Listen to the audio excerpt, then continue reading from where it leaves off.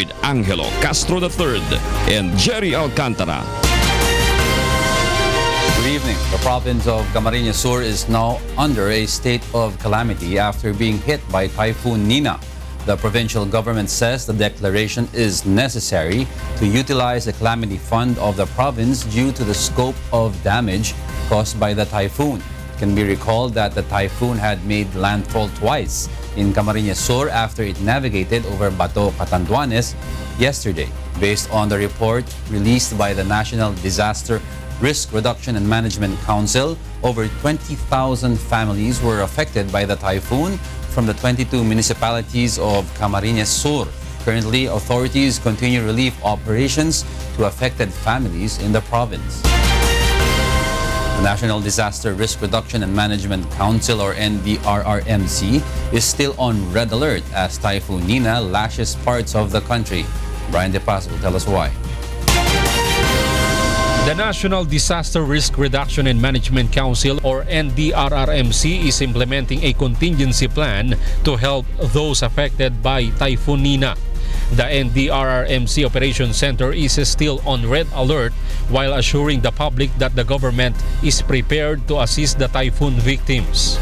Ito po yung tinatawag nating Oplan Typhoon Nina. Ito po ay ang paggamit ng mga assets, land, air, and sea assets natin para masiguro na magkakaroon tayo ng mga paraan para mabigyan ng karagdagang tulong ang ating mga kababayan. So far, a total of 77,560 families went on preemptive evacuation in Regions Calabarzon, Mimaropa, Regions 5 and 8.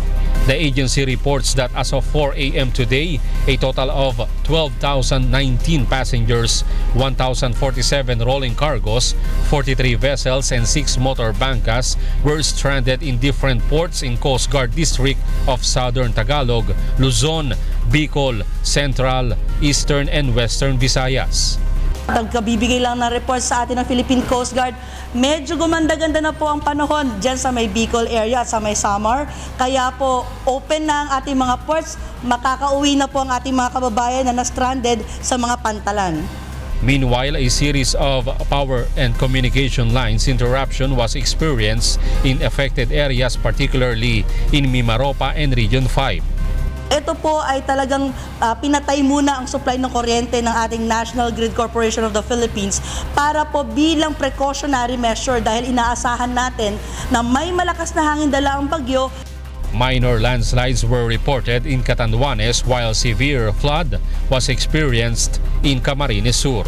The government is preparing a number of emergency shelter assistance for typhoon victims. The Office of the Civil Defense Bicol Region will also conduct a rapid damage assessment and needs analysis in Bicol Region to assess the exact damage brought about by Typhoon Nina. Meanwhile, NDRRMC is still verifying if there are military detachments damaged by the typhoon. Brian De Paz, UNTV News and Rescue, Camp Aguinaldo. Bustos Dam in Bulacan has started releasing water. Ray Pelayo will tell us why. Water reserve in Bulacan's Bustos Dam has reached its spilling level. Thus, Governor Wilhelmino C. Alvarado says they need to release water to avoid overflow. Since the opening of dam's main gate, it already released 140 cubic meters of water. The governor says they have alerted the areas that serve as catch basin of the water from Bustos Dam. Ang minamatsyaga natin ngayon ay yung heavy rain sa San Jose del Monte na ang bagsak ng tubig dito ay sa Santa Maria, Bukawi, Marilao, May Kawayan. Nagkaroon ng konting pagbaka dito sa harapan ng SM sa Marilao pero passable naman. Meanwhile, Angat and Ipo Dam had stopped releasing water this morning, days after it began the releasing operation in December 20. Emergency workers have already been deployed in flood-prone areas to assist families that would be affected and bring them to evacuation centers when necessary. Ray Pelayo, UNTV News and Rescue, Philippines. The Manila International Airport Authority has allowed a number of flights to resume following cancellations yesterday. Joannan will tell us why. The Manila International Airport Authority or MIAA has allowed a total of 87 flights to resume this afternoon as the weather condition begins to improve. MIAA and the Civil Aviation Authority of the Philippines assures that by tomorrow, airport operations will return to normal. For now, MIAA and CAAP are coordinating with airline companies for the rescheduled or previously cancelled flights due to Typhoon Nina. This is to avoid conflicts of aircrafts in the runway and to organize air traffic in order to avoid diversion of flights. It is also to ensure that passengers will be able to leave as scheduled. We have to make it really a good schedule is the facilities at the airport. We want to make sure that when the flight arrives, there are parking slots available, the conveyor are available kasi pagka hindi natin ginawa ho yun, people will definitely complain. Likewise, the reason why we want to have a better schedule is to avoid diversions of flights. Ang ibig sabihin ho ron, pag marami at congested ang airwaves natin, flights may consider diverting to other destination, so the inconvenience of the passengers will be a lot more. For now, MIAA will temporarily suspend the schedule of runway maintenance, which is done daily every 1:30 a.m. This is for the rescheduled flights to take off. Earlier today, all aircrafts at NAIA terminals were transferred to airports which are not affected by the typhoon. Joan Nano, UNTV News and Rescue, Pasay City. Thousands of passengers remain stranded at the Ninoy Aquino International Airport today following flight cancellations. Most of them are disappointed. Joanano is back to tell us why. At least more than 400 domestic and international flights were cancelled and delayed today at the Ninoy Aquino International Airports due to the bad weather. On the report released by Manila International Airport Authority, over 80,000 passengers were not able to travel according to their scheduled flights. As a result, terminals became crowded with the stranded passengers.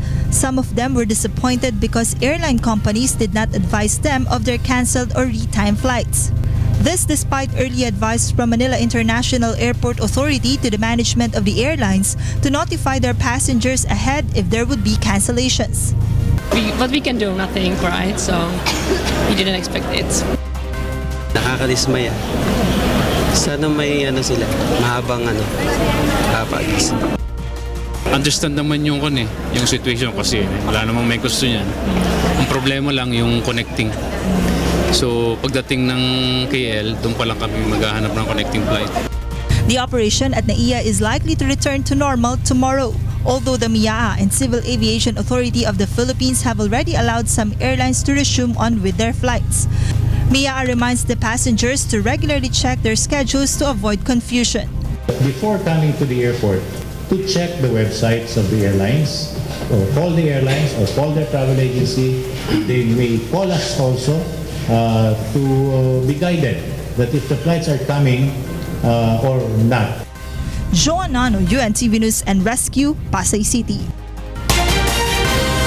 Two ships in Batangas sink due to Typhoon Nina, while many other maritime incidents are reported by the Philippine Coast Guard. Rosalie Cos will tell us why. Search and rescue operations of authorities are still ongoing for the missing crew of MV Starlight Atlantic that sank between Mabini and Maricaban, Batangas. Based on the latest report of PCG, 14 crew members are already accounted while remaining 8 others are still missing.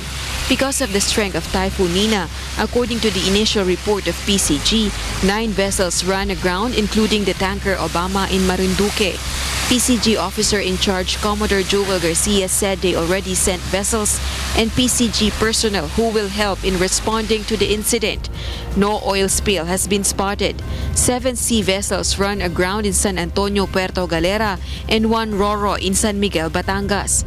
2 ships sunk in the province of Batangas including the MBCA San Miguel 12 in Banalo, Lobo, Batangas and the MV Starlight Atlantic in Mabini, Maricaban, Batangas. Both the PCG and the Bureau of Fisheries and Aquatic Resources send vessels for the search and rescue operations. The BRP Pampanga of the PCG and the monitoring and control surveillance of VFAR. Nag-dispatch na po tayo ng 2 Coast Guard vessel at dalawang Bureau of Fisheries and Aquatic Resources vessel upang mag-conduct ng search and rescue operation sa lumubog na barko MV Starlight Atlantic dito po banda sa Mabini at Maricaban, Batangas. The PPA barge was half submerged in Verac Port, Catanduanes.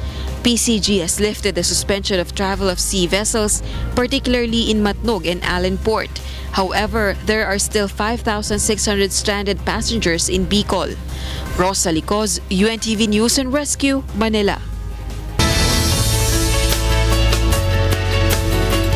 Pag-asa located Cyclone Nina at 75 kilometers southwest of Subic, Olongapo, packing maximum sustained winds of 120 kilometers per hour and gustiness of up to 180 kilometers per hour.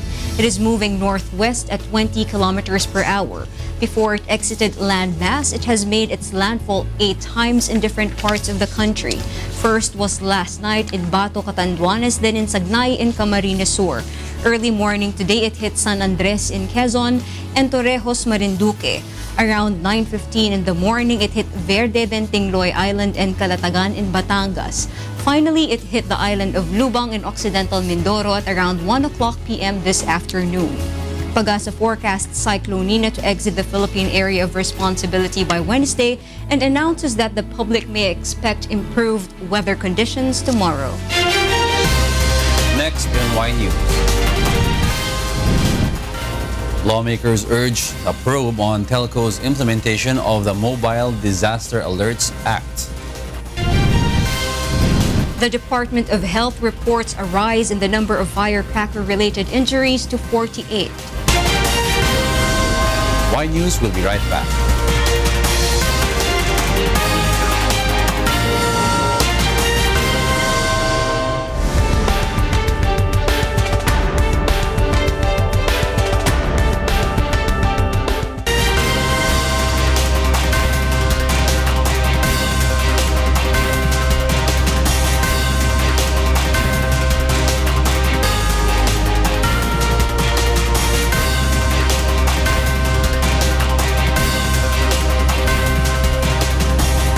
Lawmakers want to investigate how telecommunication companies implement the provisions of the Free Mobile Disaster Alerts Act. Nel Maribuhok will tell us why.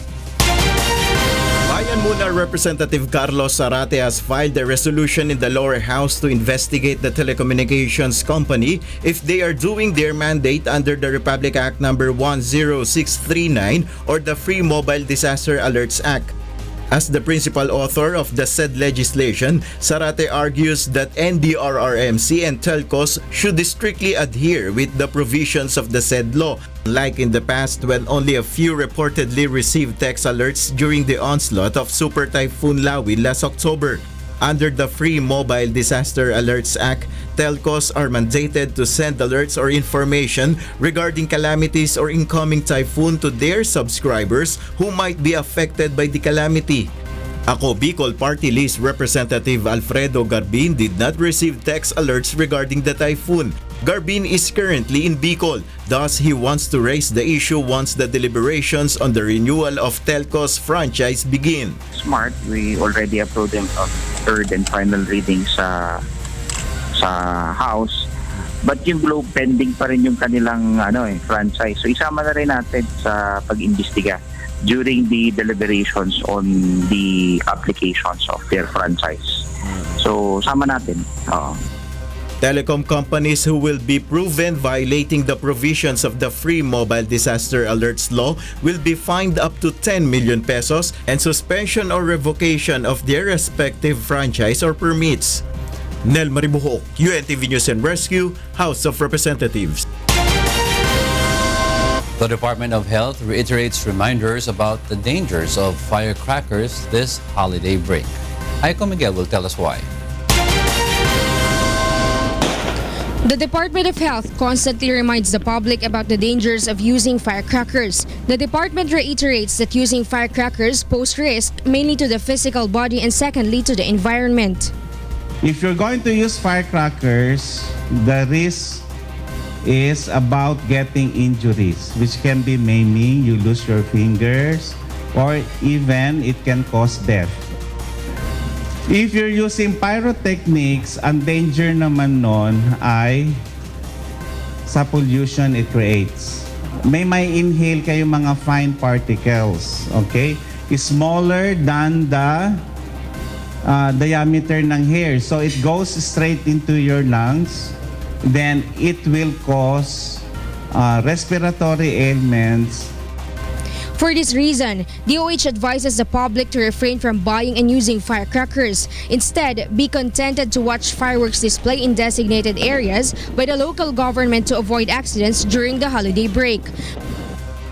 Sana wala ng firecracker injuries, no? Kasi common yan sa kamay eh. Sa kamay nakikita yung mga injury sa mukha, no? Sa mata. So, hangga't maaari iwasan na natin magpaputok. Based on the latest data, the total number of firecracker-related injuries as of today is 48. 42 are males aged 40 to 62 years old, while most of the victims are minors, or about 72% of the total firecracker-related accidents. 13 suffered eye injury and 1 was due to ingestion. 23 of the injuries are due to piccolo, though it is prohibited. According to DOH, the figure is lower than the same period last year, which reached to 98. However, DOH says all 70 DOH-accredited hospitals remain in full alert status to ensure that appropriate services are delivered, especially during emergency cases such as firecracker-related injuries this holiday season. Ang kampanya natin ay iwas paputok, fireworks display ang patok. Pinaghahanda pa rin natin ang mga ospital during this season. Kasi historically talaga, mas maraming injuries during this time of the year. Aiko Miguel, UNTV News and Rescue, Department of Health. Authorities have heightened the security in Davao City ahead of an upcoming festival. Bernard Dadis will tell us why. The Davao City Police Office and the Task Force Davao have joined in implementing an intensified security measures citywide in preparation for the December 31st Torotot Festival. Authorities assert that they are now stricter when after the bombing attack that happened in Midsayap, North Cotabato last December 24. Thousands are likely to join the celebration, even though it's not confirmed whether the president will come. Meron tayong area security, meron tayong route security para sa ating mga VIPs na mag-attend dito.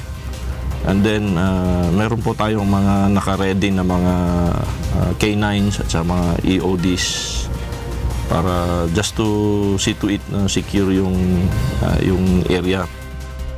Except for the designation of checkpoints, SWAT teams, 911 emergency team, even the civil disturbance management will also be on standby if ever a protest movement is staged. Sea and Air Forces of the Armed Forces of the Philippines are also prepared.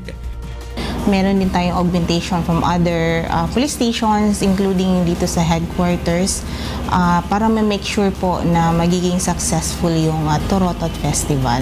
Davao City has been known for its Torotot Festival. That is why the authorities are appealing to the public to help maintain the orderliness during the event.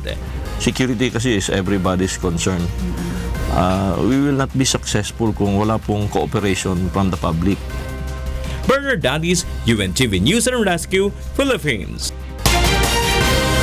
The National Bureau of Investigation, or NBI, raided a suspected shabu laboratory in San Juan City today. Brian De Paz will tell us why. Through a search warrant, personnel of the National Bureau of Investigation Task Force Against Illegal Drugs raided an apartment in 190B, Wilson Street, San Juan City today. The group found containers, drums, machines, and ingredients used in making shabu. The NBI says the operation is part of the campaign aiming at the abolishment of machineries used in manufacturing illegal drugs in the country.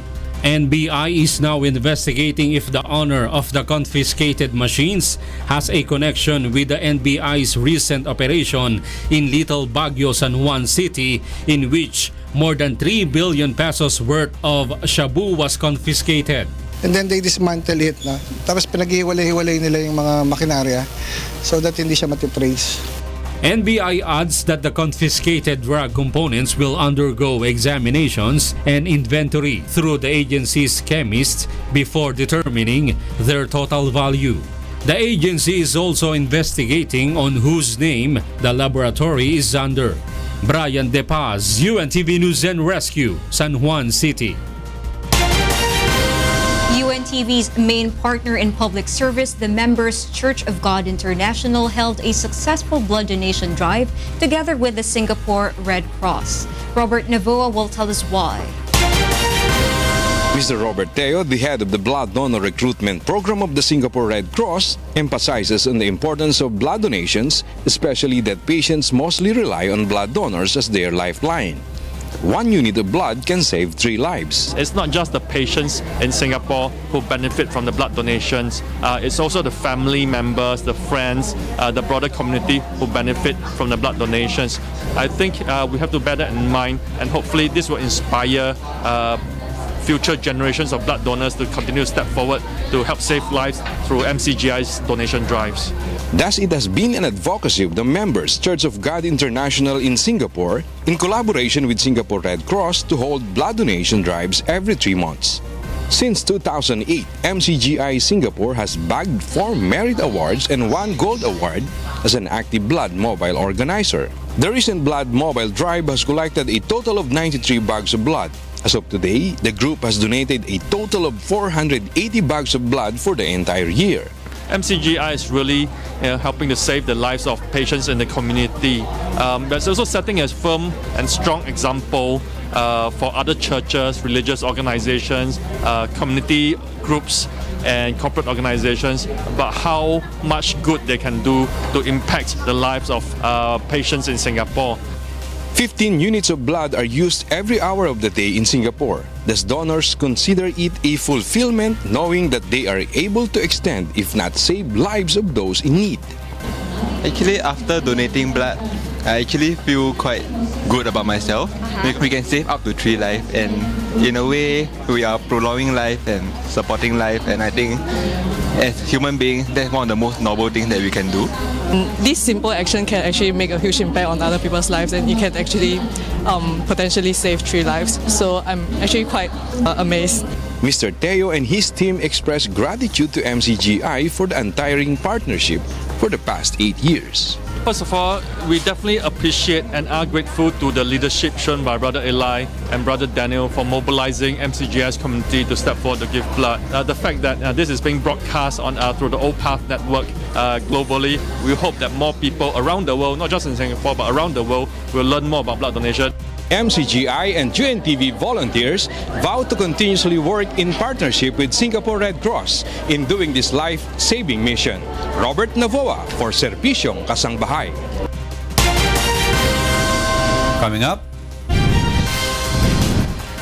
Taiwan condemns the passing of Chinese warships through waters south of the country, which poses zero tensions to escalate in the disputed waters.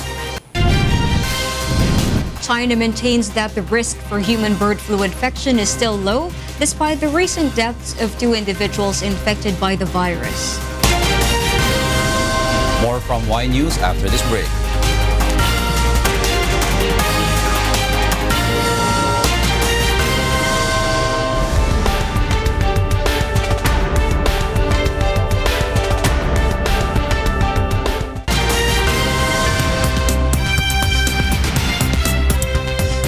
A snowstorm hit California's Mount Laguna this weekend. Despite creating a winter wonderland for residents, the heavy snow created dangerous conditions for drivers who were forced to put chains on their cars in some areas. Forecasters say the area is expecting more precipitation on Sunday in California. I was driving a little fast and I had to slow down real quick because it kind of caught me off guard. Everyone kind of, when it started getting snowy down here, everyone was kind of slowing down. So yeah, be careful driving. 2 people die as a police building collapses in Nigeria's mega city Lagos, while Russian President Vladimir Putin declares Monday as a national day of mourning. Marge Navarro will tell us why. In Nigeria, 2 people were killed when a part of a 2-story building in a police training college collapsed in Nigeria's commercial capital Lagos on Sunday. The collapse happened in the densely populated Ikeja district of the city. An official from the National Emergency Management Agency said 2 bodies were found dead in the incident. In Chile,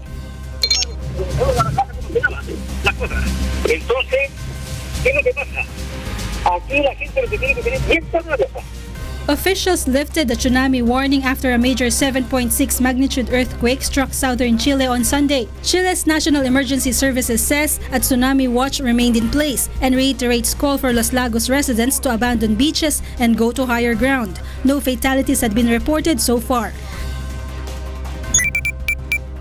And in Russia, Russian Transport Minister Maxim Sokolov said on Sunday there is no survivor found after military plane with 92 people on board crashed into the Black Sea. The jet, a Soviet-era Tupolev plane built in 1983, had been carrying 84 passengers and 8 crew members. At least 60 were members of the Red Army Corps who were being flown out to Russia's Maymim Air Base in Syria to entertain troops in the run-up to the new year. 9 Russian reporters had also been on board, as well as military servicemen. According to the Defense Ministry's passenger manifest, a member of Putin's Advisory Human Rights Council was on the plane. The Russian Defense Ministry said a search operation will continue. Meanwhile, Russian President Vladimir Putin declares Monday a national day of mourning for plane crash victims. Прежде всего хочу выразить самые искренние соболезнования семьям наших граждан, погибших в результате авиационной катастрофы над Черным морем сегодня утром. Правительству поручено сформировать комиссию, которую возглавит министр транспорта. Будет проведено тщательное расследование причин катастрофы и сделано все для того, чтобы оказать поддержку семьям погибших. Завтра в России будет объявлен общенациональный траур. Marge Navarro, UNTV News and Rescue, Philippines. A ski lift in northern Italy broke down on Saturday, leaving more than 120 holiday skiers in gondola cabins about 30 meters off the ground before a rescue operation brought them down to safety. Alpine rescue officials said the breakdown in the Cervinia mountain of northern Italy near the French border was likely due to winds. Rescue squads enter the cabins from hatches in the top of the gondolas and lower the stranded skiers to the ground. In other news, Taiwan's defense ministry confirms that a group of Chinese warships has passed through waters south of Taiwan, possibly causing zero tensions to escalate. Amiel Pascual will tell us why. A group of Chinese warships led by the China Seoul aircraft carrier has passed through the waters of Taiwan and is heading southwest, according to the Defense Ministry of Taiwan. China says it is just a routine exercise. The minister says the aircraft carrier, the Liaoning, accompanied by 5 other vessels, had passed 90 nautical miles south of Taiwan's southernmost point Monday morning via the Bashi Channel between Taiwan and the Philippines. 它是从东部从宫古下来，从我们的外缘，然后切这个靠近菲律宾的海域，然后往西南，就是往南。The officials said they are continuously monitoring the situation, added that the exercise was unprecedented due to the other frigates accompanying the aircraft carrier. The exercise comes amid renewed tension over self-ruled Taiwan, which Beijing claims as its own, following U.S. President-elect Donald Trump's telephone call with the island's president that upset Beijing. Senior Taiwan opposition nationalist lawmaker Janet Chang said the Liaoning exercise was China's signal to the United States that it has broken through the first island chain, an area that includes Japan, Ryukyu Islands, and Taiwan. Meanwhile, Japan announced late on Sunday that it has spotted 6 Chinese naval vessels, including the Liaoning, traveling through the passage between Miyako and Okinawa and into the Pacific. Japan's top government spokesman said the voyage showed China's expanding military capability, and Japan was closely monitoring it as well. Amiel Pascual, UNTV News and Rescue, Taipei, Taiwan.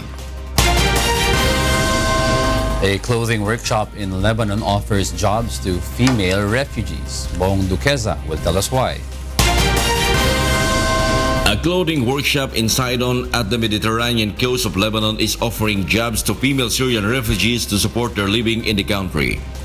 The clothing workshop, dubbed as Mother Workshop, provides jobs for mothers aged from 30 to 60. Most of the mothers are refugees who had experienced wars. The workshop gives them half-year training on sewing before they could enter the workshop to do needlework. كتجربتي أنا شخصيا أنا زوجي متوفي من 27 عاما وعندي 3 أولاد، فأنا عملت بالخياطة منذ 22 عاما وعلمت أولادي في الجامعات والمدارس والحمد لله. يعني كتجربتي وتجربة الصبايا نفس الشيء بالضبط، يعني اللي عندها شاب، اللي عندها 2، اللي زوجها متوفي، اللي مطلقة، اللي بتساعد أهلها، فالجميع هنا أوضاع عائلية يعني متوسطة نوعا ما، ويعانين من مشاكل مادية ويعملن لأجل عائلاتهم. After these women in the Mother Workshop have mastered the skills, they would play their role at every link of the clothing production lines. The clothes they produce are either donated to local charity schools or sold to poor communities at low prices.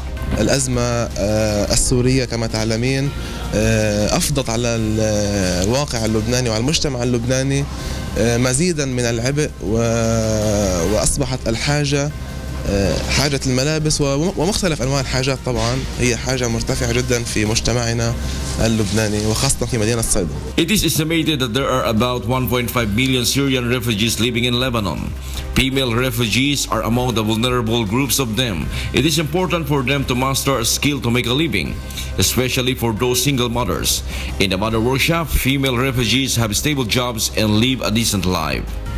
هنا أشير أيضا إلى أن النازحات السوريات الموجودات في المشغل يتقاضين راتب يوفر لهن ولأسرتهن المنزل، وبالإضافة إلى المعيشة اللواتي هن بحاجة لها.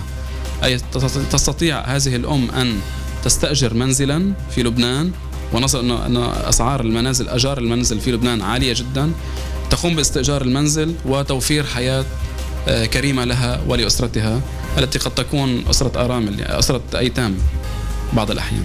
Bong Duquesa, UNTV News and Rescue, Middle East. China maintains the risk remains low for human bird flu infection despite the recent deaths of 2 individuals in the country. Erikin Quinito will tell us why.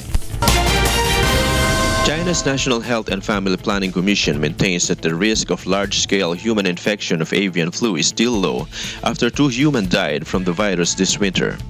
Anhui's province's health authority, in a statement released on December 21, reports 5 cases of H7N9 avian flu since December 8, including the 2 people who died. Meanwhile, Macau has reported its first human infection of the strain since the former Portuguese colony returned to China in 1999.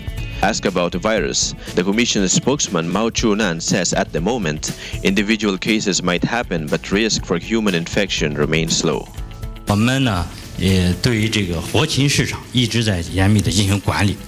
前几年呢，我们的观察认为，这个活禽市场可能是存在着这个禽流感以及人感染禽流感的这个风险。那目前看，专家的判断呢，发生个案的这个病例的可能性存在，但是发生大规模的人感染的这个案例呢，这个风险比较低。The Anhui cases bring the total number of people infected with H7N9 in mainland China this month to at least 7. H7N9 had not been detected in either humans or animals in China until March 2013. The strain does not seem to transmit easily from person to person, and sustained human-to-human infection has not been reported, according to the World Health Organization. The danger with any such virus is that it mutates and acquires genetic changes that might increase its pandemic potential. Eric Quinto, UNTV News and Rescue, Shanghai, China. Russian President Vladimir Putin says that sports should not be politicized. Meanwhile, world number 8 Juan Martín del Potro says he will miss the next Australian Open. Aaron Romero tells us why. Argentinian tennis star Juan Martín del Potro, in a statement, says he is in need of more recovery time following a Davis Cup title for Argentina in November. The Rio Olympic silver medalist adds that will miss next month's Australian Open and possibly his country's Davis Cup first round tie against Italy because of injury concerns. The former U.S. Open champion has been plagued with wrist injuries for the past 3 years. Meanwhile, Russian President Vladimir Putin says there were some problems with sports doping in Russia, but that there was no state-sponsored doping system as critics have alleged. Speaking at an annual end-of-year news conference, Putin said that sports should not be politicized. Вы знаете, безусловно, есть определенная политическая составляющая во всех этих делах.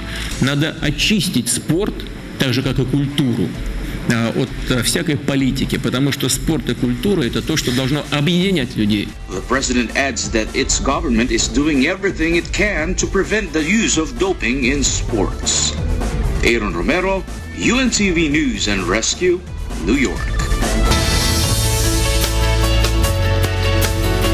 One of the largest Beatles collections in France from a 60-year-old fan is set to be auctioned. Nina Armilio will tell us why. After having spent all his life nurturing his love for the Beatles, 60-year-old Beatles fan Jacques Valcouve has decided to auction off his collection to fund his retirement. Mais je n'ai pas de revenu mensuel, je ne suis pas salarié. Donc il faut que je pense à ma sauvegarde, à la fois d'équilibre psychologique et un petit peu d'équilibre financier aussi. Alors, je me dis que cette collection, je l'ai, mais je passe pas mon temps à la regarder. Jacques was 6 years old when he first listened to A Hard Day's Night. Starting from 1967, he gave himself an absolutely impossible mission to own everything concerning the Beatles. He traveled around Europe to buy records, some editions manufactured from as far away as Thailand and Japan. Donc voilà, à partir de 67, je me suis donné une mission absolument impossible qui est de tout avoir sur les Beatles. Voilà. C'est pas uniquement les disques, les objets, les livres, les photos, les affiches, enfin tout ce que je pouvais trouver. Puis quand je voyais un journal avec 3 lignes sur les Beatles, j'achetais le journal. Ensuite je découpais, je gardais que les 3 lignes. Après j'ai changé, je découpais que la page. Puis après je gardais le cahier, et après je gardais tout le journal.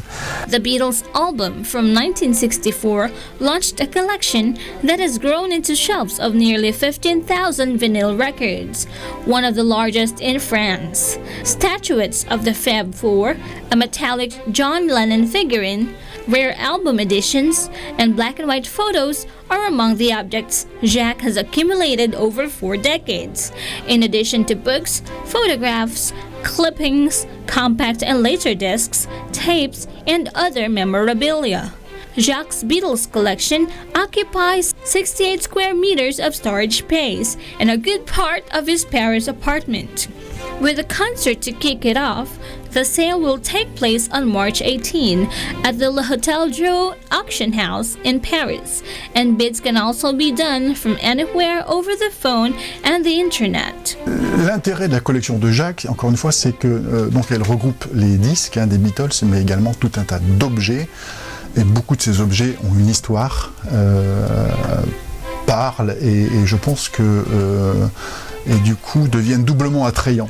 Jacques says he is happy to let go of his life's work, but he will keep some favorite records, personal letters from George Harrison and Ringo Starr, and a belt buckle bought from Harrison's label, Dark Horse Records.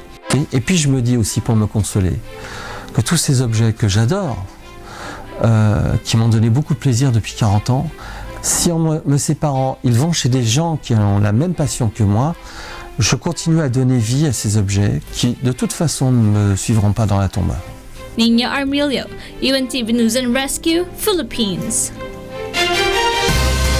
Those are the reasons behind the news, December 26, 2016. I'm Angelo Castro III. Reasons we delivered to you as they unfold. I'm Gerry Alcantara. Because we need to know. We will always ask why. Thank you for watching Y News.